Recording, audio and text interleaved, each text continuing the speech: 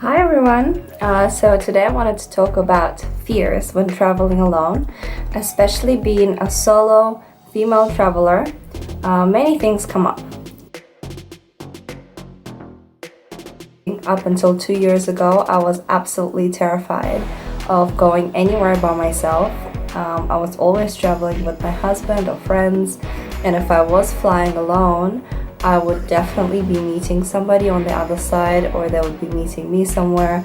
So there was never any solo trips per se until 2 years ago when I had to go to Europe for a friend's wedding and my husband couldn't come with me. So that was the first step to actually going by myself, and then I kind of cushioned the trip since it was the first time with going to Kazakhstan to see my relatives at the end, and then having the wedding certainly in the middle, but then doing a few days here and there by myself. And I picked Amsterdam because that was my central destination, but it was also from my view quite a safe city and quite a welcoming international city that I could feel okay in for my first solo trip, and it was amazing. I met so many people and I really enjoyed my time. So here are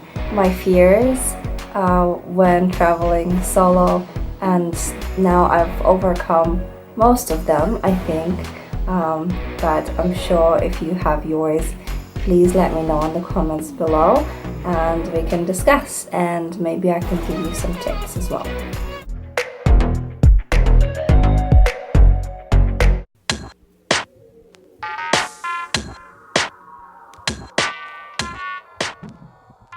So number one, and maybe this is a silly one, but there are no silly fears because they're real in our minds. One is bathrooms. So when I'm traveling, I've got all of my luggage with me, preferably. Now these days I travel really light, but before I would have my big suitcase, etc., my carry-on, and going to the airport or train station, and I was thinking, oh, am I going to leave my bags with when I go to the bathroom? That was my number one fear.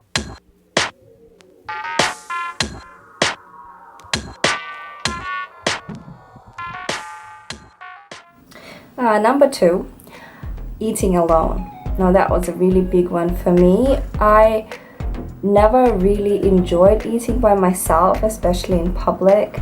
In Sydney, I rarely did it. I used to freak out at the thought of eating by myself in a food court because I thought everybody was staring at me. If I went to a restaurant by myself, it was just, everyone was thinking, oh, why is she alone? And this is the kind of thoughts that we have when we have a fear. It was a real one. And I expressed that fear once to this amazing girl I met while working at a Salesforce office in Sydney. And she traveled everywhere by herself in Europe, and she was the nicest person and said she had a great time, and said to me, why do you have this fear of eating by myself in restaurants? It's totally fine. You just go and you order your meal, you eat, and then you leave. And it seemed like so trivial from her words, and I thought, maybe if she can do it, I can do it too. And then I did it in Amsterdam, and I mean, when we're flying on the plane, we're eating by ourselves anyway because we can't really have a conversation. And everywhere I went, it was just a really nice experience. And again, I have this thing where I'm like, how am I gonna go to the bathroom? I don't have anywhere to leave my stuff with. It's manageable. I mean, if you really have to go, you take your bag and you go to the bathroom and come back to the same table. Like, no one's gonna do anything. So yeah, it's not a big deal. Of course, there are some places that I wouldn't go by myself. Really noisy bars, places where it's all just like communal tables and big groups. Yeah, it feels a little bit intrusive to then come in. But at the same time, like, there are always, even in really busy restaurants, there are always spots like sitting at the bar or sitting in the corner by the window that cater to solo travelers. And you can even, before going to a destination, you can Google which restaurants are best for solo travelers. And you have to remember that it's not just you that's in this situation where you're like, I'm by myself, what do I do? There are business travelers. People travel for business all the time where they don't have their partner and their family and their friends. People are there to just get things done in the office, and they need to eat. So they will go out to lunch or they will go out to dinner by themselves, and that is completely fine. There are also people who live in a particular location or city that you're going to who also need to go have lunch, and a lot of the times they're by themselves. So it really is a non-issue. I mean, I still get anxiety sometimes when I go and I'm like, it's such a busy place, I don't know what the customs are with paying this. Like, if you have questions, just go online, Google it. There's already been a million forums and questions and answers for that topic, I can assure you. So eating alone, not a problem, but it is a skill that you need to keep practicing, and there might be different comfort levels that you'll have in different restaurants. So you might be more comfortable starting at a fast food joint because it's quite casual. Maybe a food court, really nice food courts I found around different places. Like, I'm in Copenhagen at the moment, and I found this amazing food court which has indoor and outdoor, all kinds of different food, and it's not really fast food, it's all really nice restaurants. And over there it's very casual, so try and find something that fits your vibe, and then after a while you'll be really comfortable going to, Michelin star restaurants by yourself and having a wonderful time. So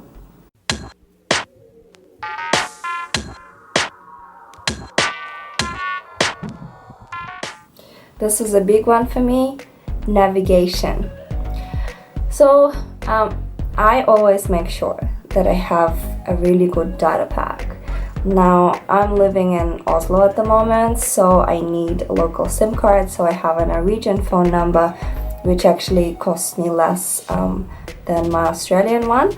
But when I was in Korea, I researched what data packs are available, and there is a company that sells them in the airport. So you just prepay, you get your SIM card, and I had unlimited data. I didn't have calls or SMS, which I didn't really need anyway. But the data thing is important because that's how we stay in touch with people. That's how we find ourselves. The GPS, everything is in there. And now Google Maps has this feature where you put in your destination from where you are, and it tells you the best way to get there. So by foot, by car, by metro, by trams, whatever, it gives you the fastest route. Sometimes it's best to actually put in the station. And all of the places that I've been to so far, all the major European cities, they have their own apps for their public transport, so you can just purchase everything on your phone for the ticket, and then it even plans your routes a lot of the time. So you do need data. I don't know how people travel without data. I think it's so painful because most of the time they don't know where they are, they waste a lot of time. They're always looking for free Wi-Fi, which is still not reliable.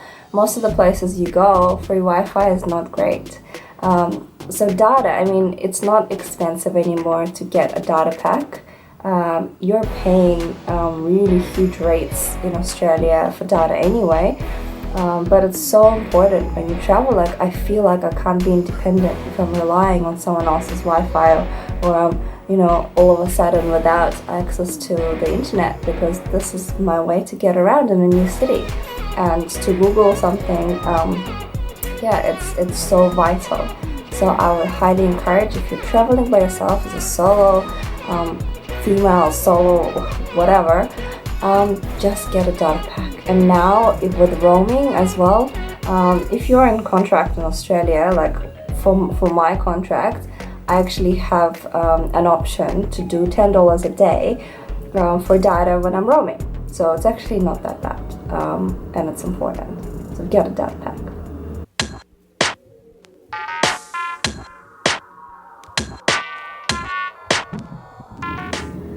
This is a bit of a tricky one. So recently I went for a weekend trip with a friend I met in Oslo, and she's an Asian American and I'm obviously an Asian whatever. And she expressed to me her fear that if she traveled to certain countries, like especially maybe Eastern Europe,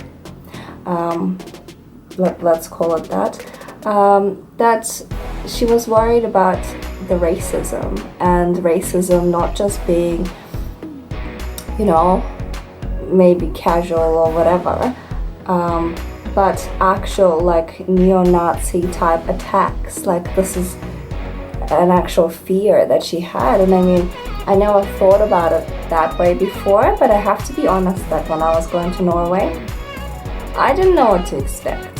I was actually a little bit worried because I've never been there.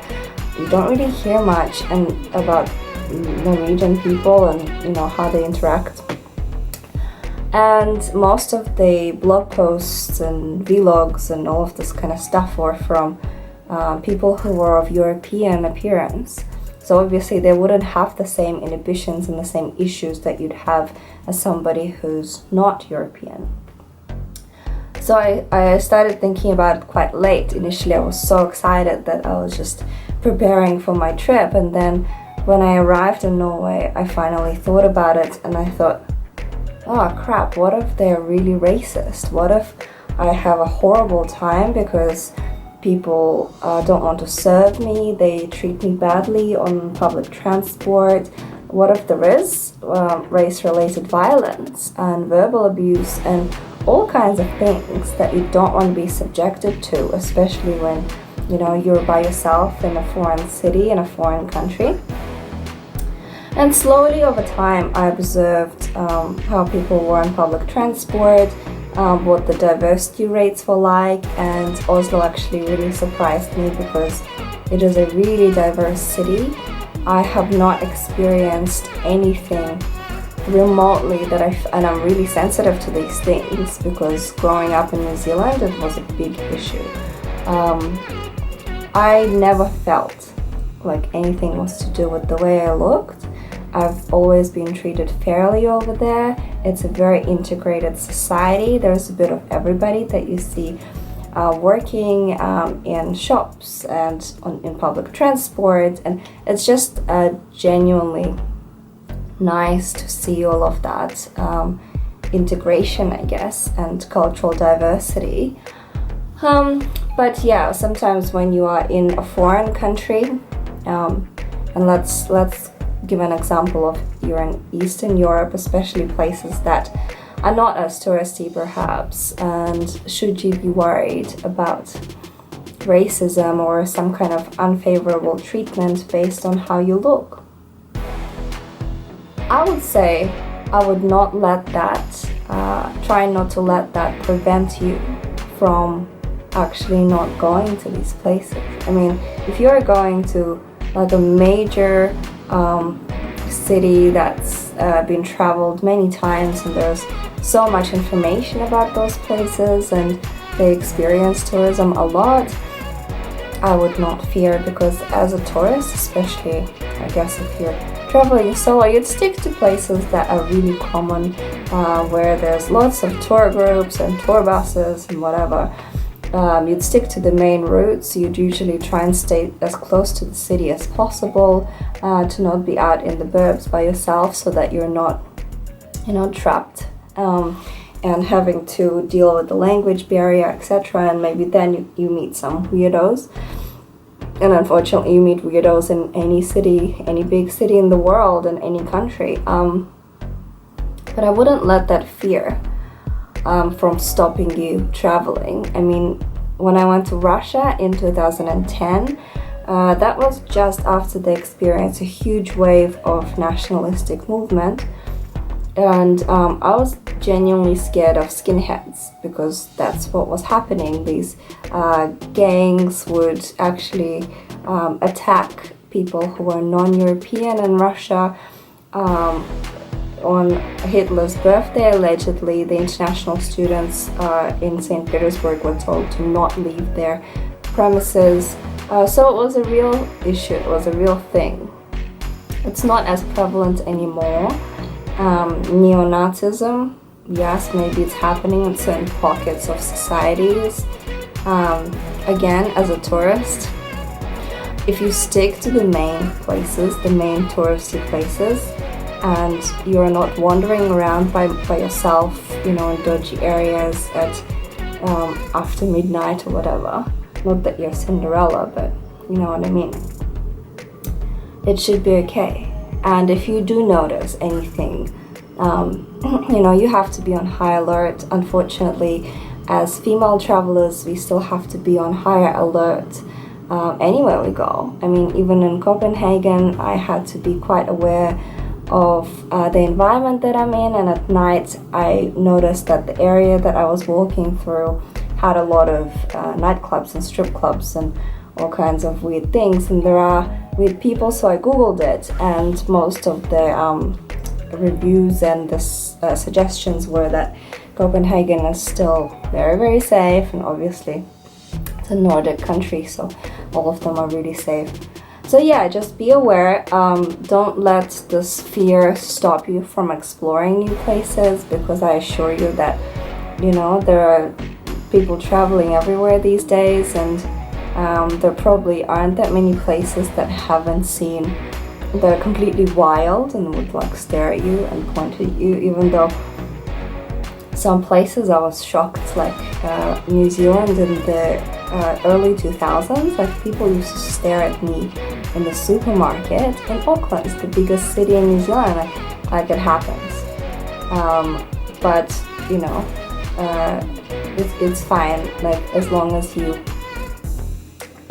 What I was thinking, if something like that does happen, I stopped caring, because it's well, you're that stupid to actually be surprised at how somebody looks in the 21st century.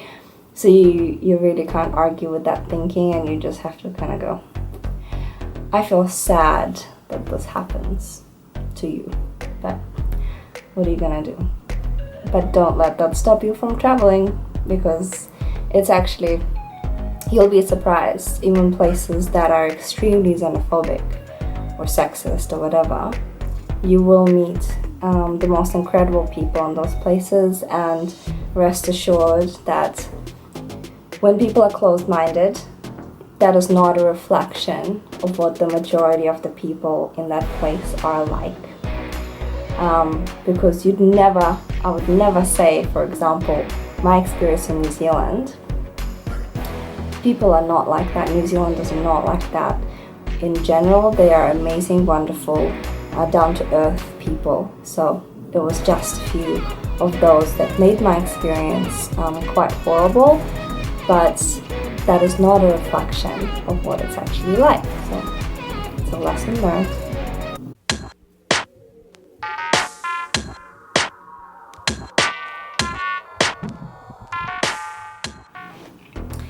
Okay, this one is more of a tip than a fear. I mean, it's related to the fear that you'll be stranded and you don't have a place to live. So if you have an issue with your Airbnb or your hotel or whatever, my fallback recently has been Agoda. And this is not a plug for Agoda, this is my genuine experience traveling. Before I used to use Booking a lot, and I relied on their system, etc. We had some bad experiences recently where the reviews are really not what the place was like, and it was kind of difficult to get refunds, etc. So I've switched to Agoda. It's been really great. So first of all, you get points almost every time that you book, and they're kind of redeemable at the next purchase. So I get, Aussie dollars, whatever. And they actually give you suggestions based on your filters and where you're going. They will give you recommendations on the best value bookings. So for example, I'm in Copenhagen. I really wanted to have breakfast at least once at the hotel because it's super convenient, and again, Copenhagen is not a cheap city, so if you can get a meal included in your accommodation, that's really great. So this place, Their rates were quite expensive if you started to include breakfast, and it was better to not get breakfast. And then if I booked 2 nights in a row, it was somehow really expensive because it was getting into the weekend. And then Agoda's algorithm actually recommended that I book the same dates, but not in the same booking, and just book one night that included breakfast separately, and then another night, a consecutive night, in a separate booking, which, I mean, there isn't a separate booking fee, it doesn't impact you, it just looks different in the system where you've got 2 separate bookings. And as a package deal, it was like really, really great. Yesterday I had the free breakfast, this morning I don't, but I'm checking out anyway. And when you get to the hotel, you just tell them that you've got these 2 separate bookings, and they just let you stay in the same room. The only thing I needed to do was change the key over as if I checked out and checked back in, but other than that, there's no issues. So Agoda has the lowest rates. I've searched extensively and I compared directly with hotels, I compared on all the other booking sites, and Agoda just seems to have the best rates. The website is not as pretty, they don't have as many photos, they don't have as many reviews, and it's kind of hard to like find exactly where the hotel is located, so double check the names and the locations, but the rates that you get are pretty fantastic, so I would highly recommend you book or at least have a look on Agoda for deals. Yeah, so I'm always confident that, you know, I'm not paying a ridiculous amounts with the app as well, so get the app.